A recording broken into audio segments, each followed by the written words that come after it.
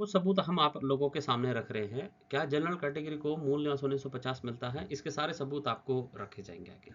ठीक है, आपको ये समझना होगा कि भारत सरकार के जो कट ऑफ डेट है, जिन्हें उत्तराखंड में इस टाइम डिमांड कर रहे हैं कि उत्तराखंड का मूल निवासी कट ऑफ 1950 होना चाहिए, हमें सबसे पहले समझना पड़ेगा कि जनरल कैटेगरी, एससी कैटेगरी और एसटी कैटेगरी, तो ये 11 अगस्त को एक नोटिफिकेशन निकली थी, जिस नोटिफिकेशन में क्लियरली मेंशन है कि इनकी जो शेड्यूल कास्ट है, इन कम्युनिटी की जो कट ऑफ डेट है 1950 है, और इनको आज भी उत्तराखंड में 1950 के माध्यम से मूल निवास मिलता है। दूसरा नोटिफिकेशन आप समझिए जो 6 सितंबर को 1950 को भारत सरकार के गैजेट के प्रेजेंटेशन ऑर्डर भी निकला, जिसमें लिखा गया था एसटी कम्युनिटी का जो कट ऑफ डेट है वो 1950 है। तो इस बात को समझिए कि एसटी का कम्युनिटी भी मूल निवासी 1950 का माध्यम से उनको आज भी सर्टिफिकेट मिलता है। एक सर्टिफिकेट हम आपको दिखा रहे हैं, जहां पे आपने देखा होगा 2003 में बीच में देखिए संविधान और अनुसूचित जनजाति आदेश 1950, मतलब ये प्रूफ है कि आज भी एससी समुदाय को एसटी का एससी समुदाय और एसटी समुदाय एससी और एसटी समुदाय को मूल निवास 1950 और एसटी 1950 की कट ऑफ मिलती है। एक एसटी सर्टिफिकेट भी देख लीजिए जो रिसेंटली 2024 का है, 31 जनवरी का, ये हमारे एक साथी का है, और इनको ये साक्षात प्रूफ है, इनको मूल निवास 1950 अभी भी मिलता है। तो ये बात आप क्लियर समझिए कि एसटी और एससी समुदाय को उत्तराखंड में मूल निवास 50 मिल रहा है। अब बात करते हैं, ये मेरा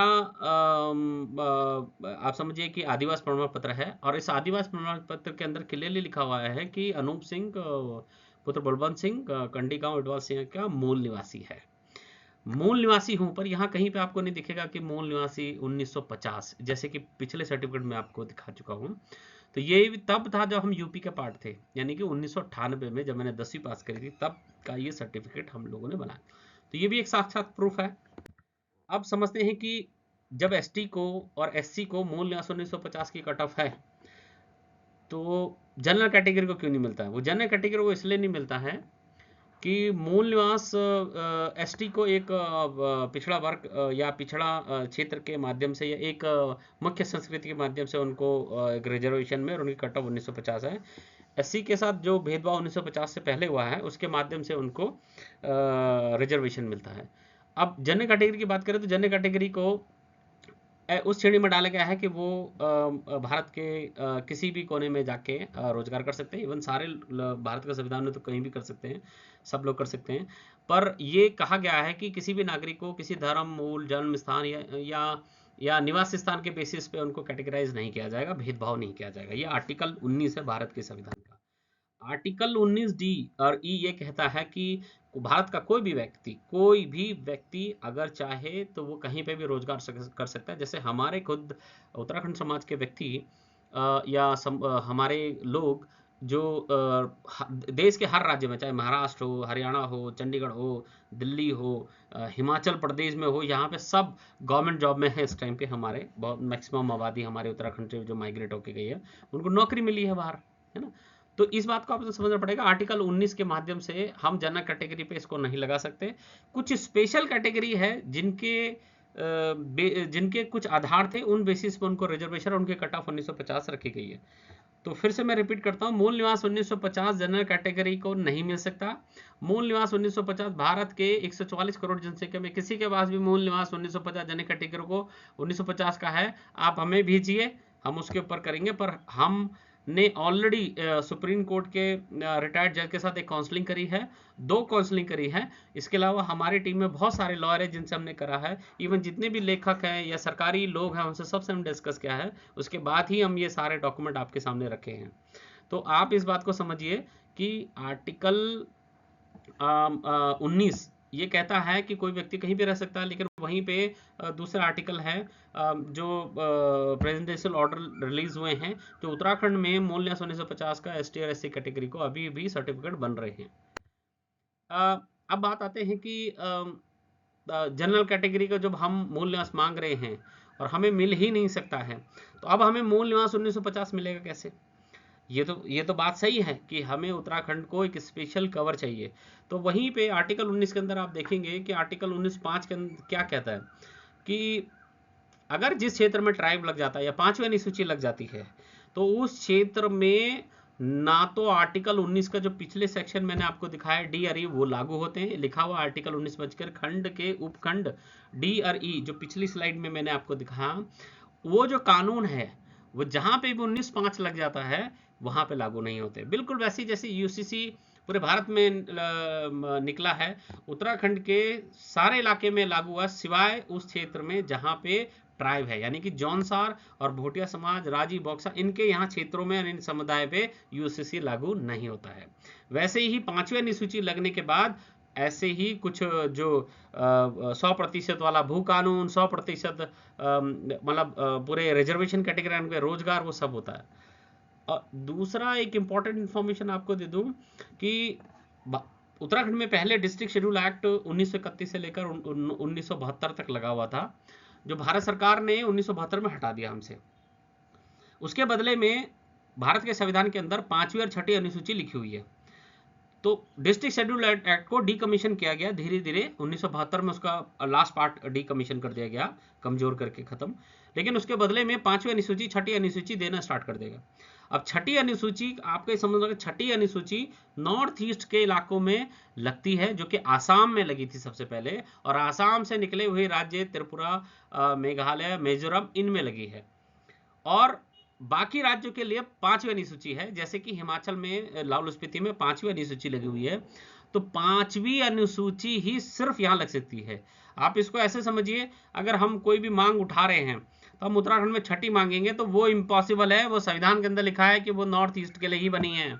और 5वीं अनुसूची की ही डिमांड बाकी भारत के राज्य में हो सकता है, बिल्कुल वैसे ही जैसे हिमाचल के लाहौल स्पीति में 5वीं लगी हुई है। ठीक है जी। तो आपको समझना होगा 6ठी अनुसूची उत्तराखंड को कभी नहीं मिल सकती। ये बिल्कुल वैसी ही मांग है जैसे कि जनरल कैटेगरी के ऊपर मूल निवास मांगना, ठीक है, जिसमें कोई फर्क नहीं है। और 5वीं अनुसूची सिर्फ पहाड़ में लग सकती है। बहुत रिसर्च करने के बाद, 1.5 साल रिसर्च करने के बाद पूरा सत्यापित करने का, हाँ ये डॉक्यूमेंट अब हम रिलीज कर रहे हैं। मूल निवास 1950, कई लोग ग्राउंड में बोलते हैं कि मूल निवास 1950 हमें पहले मिलता था। तो इस बात को समझिए कि 2013 में एक नोटिफिकेशन भी जारी हुआ, जो कंफ्यूजन होता था कि मूल निवास भाई हमें मिलता था। मैंने भी आपको अपना डॉक्यूमेंट अभी दिखाया कि मुझे भी मूल निवासी माना गया था, लेकिन क्वेश्चन ये है कि उसकी कट ऑफ कभी नहीं मेंशन की गई थी। यानी कि जो एसटी और एससी कैटेगरी के लोगों के लिए जो कट ऑफ 1950 उनके डॉक्यूमेंट में दिखाई जाती है, आदेश 1950, वही कट ऑफ हमारे जनरल में कभी नहीं, पूरे भारत के 144 करोड़ की जनसंख्या के सर्टिफिकेट जो जनरल कैटेगरी में आते हैं उनके लिए नहीं है। अब क्वेश्चन आता है कि जैसे कई लोग मुझे बोलते हैं हमें हिमाचल की तर्ज पे चाहिए, तो हिमाचल में कोई भी व्यक्ति 20 साल अगर कहीं का भी नॉन हिमाचली किसी भी राज्य का आके रह सकता है, 20 साल बाद वो यहाँ का डोमिसाइल या आप कह लीजिए बोनाफाइड सर्टिफिकेट बना सकता है। ऐसे ही आप देखेंगे छत्तीसगढ़ में 15 साल है, झारखंड में 30 साल है, या ये भी है कि वो बच्चा, कोई बच्चा का झारखंड में पैदा होता है आज और 10वीं पास करने के बाद उसको वहां का मूल निवासी करार कर दिया जाता है। इतने पैमाने हैं। ऐसे अन्य राज्यों में है, कहीं पे 5 है, कहीं पे 10 है, ये अपने अपने सिस्टम है। पर मूल निवास एक जो मूल निवास कॉन्सेप्ट है वो बेसिकली एसटी और एससी समुदाय से ही जुड़ा हुआ है, जहां पे भारत के संविधान के बनने के कट ऑफ को मैप किया जाता है। ये जनरल कैटेगरी पे नहीं होता है। अब आप एक बात को बड़ा इंपॉर्टेंट समझिए। चलिए ठीक है, मूल निवास 1950 जनरल कैटेगरी पे नहीं लग सकता, फिर तब भी हमें मूल निवास 1950 चाहिए। अब वो इसलिए चाहिए कि मूल निवास 1950 तभी लग सकता है उत्तराखंड में जब 5वीं अनुसूची या 5th शेड्यूल या ट्राइब स्टेटस जैसे बिल्कुल जौनसार की तरह, जौनसार में लागू है वही उत्तराखंड के पहाड़ों पर लागू हो जाए, या पूरा जितना भी क्षेत्र है, जैसे जौनसार में 100% भू कानून है, या समझ ले जौनसार में वहां पे बाहर के लोग जमीन नहीं खरीद सकते, या जौनसार के लोगों को सेंटर में 7.5% रिजर्वेशन मिलता है, जौनसार के लोगों को मूल निवास 1950 मिलता है, बिल्कुल वैसे ही पूरे उत्तराखंड के। हम अलग थोड़ी हैं, हम चाहे जौनसार हो, कुमाऊं हो, गढ़वाल हो, या और भी जातियां, सब हम एक ही तो हैं, एक ही पहाड़, एक ही समुदाय के तो लोग हैं। वो बात अलग है कि नाम संविधान में अलग अलग, कहीं पे जौनसारी बोलते हैं, कहीं पे गढ़वाली, कुमाऊनी, पर हम बेसिकली पहाड़ी लोग हैं। तो अब ये समझिए कि 5वीं अनुसूची जब पहाड़ में लगती है तो 7.5% सेंटर में, पहाड़, जल, जमीन, जंगल पे सारे ठेके सिर्फ वहां के लोगों को मिलते हैं, और रोजगार के साधन बढ़ जाएंगे। मूल निवास 1950 भू कानून स्वतः हमें मिल जाएगा, आज की डेट में जो भू कानून है, ये भू कानून हार्डली 4% भूमि पे लगेगा जो हिमाचल वाला अगर कॉपी करोगे, और वो भी अब उन लोगों को हम हटा नहीं सकते जो पहाड़ पे रह चुके हैं, क्योंकि आर्टिकल 19 कहता है कोई भी भारत का नागरिक कहीं भी रह सकता है। अगर हम किसी भी नागरिक को पहाड़ से, जो आज ट्राइब नहीं है, वहां से हटाते हैं, हो सकता है हम पे कानूनी कार्रवाई हो जाए। इसीलिए अगर पहले हम अपने क्षेत्र को एक कवर दे दें, एक सुरक्षा कवर दे दें, वहां पे हम 5वीं अनुसूची लागू कर दें, तो 5वीं अनुसूची के अंदर ये प्रावधान भी है कि अगर जिन नॉन ट्राइबल लोगों ने बहुत सालों से जमीन खरीद भी ली है, तो उसमें यह आता है कि वो अपनी जमीन, अगर 5वीं अनुसूची पहाड़ पे लागू हो गया, ट्राइब जौनसार की तरह उत्तराखंड के पहाड़ पे लागू हो गया, तो आप ये समझिए कि ट्राइब की खरीदी हुई जमीन नॉन ट्राइबल के माध्यम से ट्राइबल को ही बेचा जाएगा, यानी कि ट्राइबल की जमीन वापस ट्राइबल को आ जाएगी। ये प्रावधान सिर्फ 5th शेड्यूल के अंदर है। तो हमें समझना पड़ेगा, उत्तराखंड में बहुत सारे आंदोलन है, उस आंदोलनों का एक ही निचोड़ है, कोई भू कानून के लड़ रहा है, कोई मूल निवास के लिए लड़ रहा है, कोई भाषा के लिए लड़ रहा है, कोई परिसीमन के लिए लड़ रहा है, कोई रोजगार के लिए लड़ रहा है, ये सब का एक ही निचोड़ है 5th शेड्यूल ट्राइब स्टेटस। बहुत समझदारी की बात है कि कश्मीर के लोग 97% लोग, कश्मीर के लोगों को अभी ट्राइब में दो, इस मोदी गवर्नमेंट के अंदर में 2 या 3 बार उनके नोटिफिकेशन को ट्राइब का दर्जा मिला है। इसी साल ट्राइब का दर्जा हाटी समुदाय को मिला है, और हम उत्तराखंड के लोग मांगते हैं जनरल कैटेगरी पर मूल निवास, जो कभी नहीं हो सकता। तो मूल निवास 1950 चाहिए, लेकिन तभी मिल पाएगा जब 5th शेड्यूल पहाड़ पे लागू होगा। तो हमारी डिमांड होनी चाहिए कि ठीक है, हमें मूल निवास 1950 चाहिए, हमें भू कानून भी चाहिए, लेकिन 5th शेड्यूल वाला। आपके जितने आंदोलन है वो आप कंटिन्यू करिए, बस एक ही चीज है, 5th शेड्यूल वाला भू कानून, 5th शेड्यूल वाला मूल निवास, 5th शेड्यूल वाला हर चीज आप 5th शेड्यूल के ही माध्यम से निकलेगा। रोजगार 5th शेड्यूल, जो प्रावधान, जो धारा भारत के संविधान में लिखी गई है, वही धारा हमें इजीली मिल सकती है, बजाय हम कोई नई धारा बनाए जिसमें 521 सांसदों का सहमति होने के बाद तब संविधान के अंदर संशोधन होता है, जो इम्पॉसिबल है। हमें समझना पड़ेगा जो लिखी लिखाए धारा है, सिर्फ उसको लागू ही तो करवाना ये इजी है, लेकिन अगर जिसकी कोई धारा ही नहीं है वो कैसे होगा। एक क्वेश्चन में सब लोगों के लिए छोड़ता हूं, अगर कोई आपसे कहता है कि इस ये मांग हमने मांगनी चाहिए, तो आप उनसे सिर्फ एक ही क्वेश्चन पूछिए, क्या कोई धारा है जिसकी मांग आप डिमांड कर रहे हैं, उसकी धारा बताइए आप। ठीक है जी, ये पहला हमारा कर्तव्य होना चाहिए। हम सब जानते हैं कि उत्तराखंड के लोग आंदोलन के लिए बहुत उत्साहित हैं, क्योंकि उनको वो अपना उत्तराखंड जिस प्रकार से वो मिला नहीं है, पर अभी हमें 5वीं अनुसूची और 5th शेड्यूल की ही मांग करनी पड़ी। अगला वीडियो हम ना बहुत डिटेल्स में 5वीं अनुसूची कैसे होती है, कैसे मिल सकती है, क्या इसके प्रावधान है, क्या इसके संशोधन है, क्या इसकी धाराएं हैं, कहाँ रिक्वेस्ट की जा सकती है, सारा का सारा अगली वीडियो में अगले तथ्यों के आधार पर आप लोगों को दिया जाएगा। जय भारत, जय उत्तराखंड।